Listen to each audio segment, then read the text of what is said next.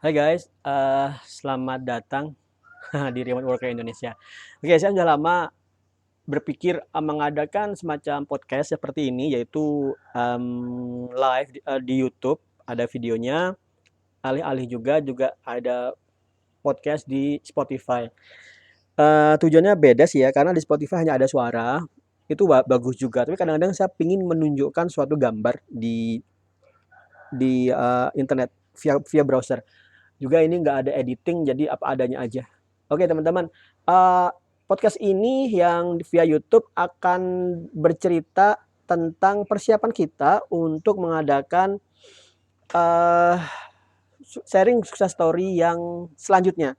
Terakhir sudah lama banget, kalau nggak salah sudah dari 2 bulan atau 3 bulan yang lalu, malah lebih kayaknya 3 bulan yang lalu. Kita akan ngebahas tentang bagaimana Mas Saiful Sabril, seorang Upworker yang sudah senior banget, bisa menembus remote work yang gajinya, wah ini, gajinya itu setara sama anggota dewan deh. Kamu pasti nggak percaya. Emang anggota dewan, ya saya nggak tahu, silakan cari deh berapa gajinya anggota dewan dengan tunjangan. Mas Saiful Sabril segituan. Itu mengesankan banget. Kita akan live di YouTube ini, jadi don't worry about that. Dan kamu juga akan bisa melihat memilih teknologi. Jadi kalau saya menggunakan Python remote worknya, Mas Sabril menggunakan Ruby on Rails. Ruby on Rails itu samalah bahasa pemrograman web, tapi fokus di web dia. Nggak ada mobile-nya, nggak ada desktopnya seperti Python. Python kan nggak ada machine learning-nya. Sorry, saya mengatakan nggak ada karena belum coba juga. Tapi sepertinya nggak ada deh, karena fokusnya di Ruby on Rails itu adalah aplikasi web. Kalau Python segala macam. Nah, Mas Sabil itu punya satu artikel yang bisa kamu cari di sini. Kamu bisa cari namanya ya, Mas Saiful Sabril. Di hit kedua ini. Nah, judulnya keren banget. Berpenghasilan tetap atau tetap berpenghasilan. Cuman dibalik artinya beda loh ya. Nah, kalau kamu bertanya, Mas Eko, emangnya apa sih perbedaan antara berpenghasilan tetap atau tetap berpenghasilan? Saya pingin jawab itu sekarang sih, tapi silakan aja lihat nanti di podcast kami ya, di podcast Remote Worker Indonesia.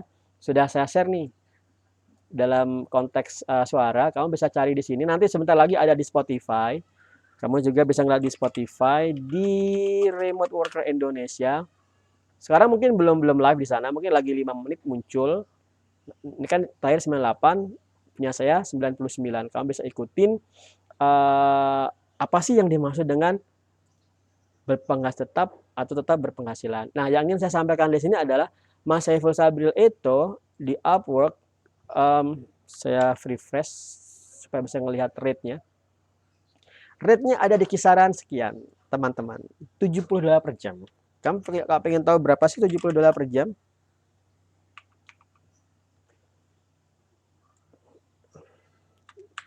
Kali 14.000 lah ya.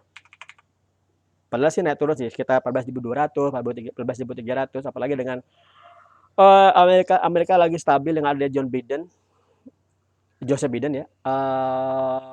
Kayaknya lagi melemah sih. Ini sejam. Jadi kalau beliau cuma ke jam 4 jam aja segitu. Kamu pikir itu kan gaji bulananku, ya kan? Mas April segitu bisa sehari. Nah, teman-teman, kamu juga akan ngeliat lagi seperti apa sih perjalanan karirnya Mas Sabril. Beliau pernah nggak kerja kantoran? Kita akan cek besok. Yang saya ingat, kita kan ngobrol-ngobrol lama udah tadi dari zaman Upwork masih bernama Odes. Beliau juga dulu kampusnya di Universitas Telkom Bandung. Kita akan lihat di mana beliau bisa langsung, apakah beliau langsung di Upwork, apakah ada kerjaan-kerjaan ada kerjaan-kerjaan kok sembarangan sih, kerjaan-kerjaan freelance, atau juga apakah beliau pernah ngantor. Kita akan lihat. Kita akan lihat juga kenapa Ruby. Nah, Mas Abril ini sangat mencintai Ruby, bahasa pemrograman, sampai anaknya dinamakan Ruby. Nah, saya suka Python, untung saya nggak menamakan anak saya Sancha. Oke, itu dulu. Itu dulu teman-teman, ini sekedar preamble pembukaan tentang apa sih yang kita bahas di hari lusa, di hari Sabtu jam 1 siang. Silakan stay tune di sini.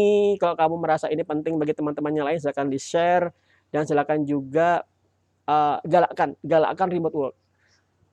kenapa saya benar-benar mencurahkan semua usaha saya ke remote worker Indonesia, satu quote yang menjadi motivasi saya adalah quote dari quote seperti ini. Sumber kebahagiaan terbesar adalah jika kamu bisa bahagia dengan kebahagiaan orang lain.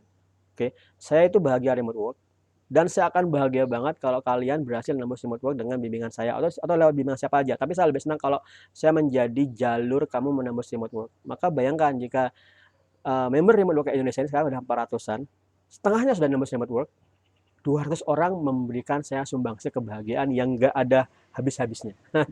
Maka bahagia banget. Jadi kayak itu saya nge-push semua untuk nembus remote work. Perjalanan kita masih panjang. Indonesia itu masih urutan ke-14 dari provider remote worker di dunia. 14 loh ya, bukan 4, 5, atau bahkan 9, atau 10, tapi 14. Kalau kamu tahu siapa yang ada di atasnya, kamu mungkin agak gemas. Itu apa? Pertama itu ada India, Pakistan, Bangladesh, Filipina, US. 5 besar ini ada di top 5 provider remote work Indonesia.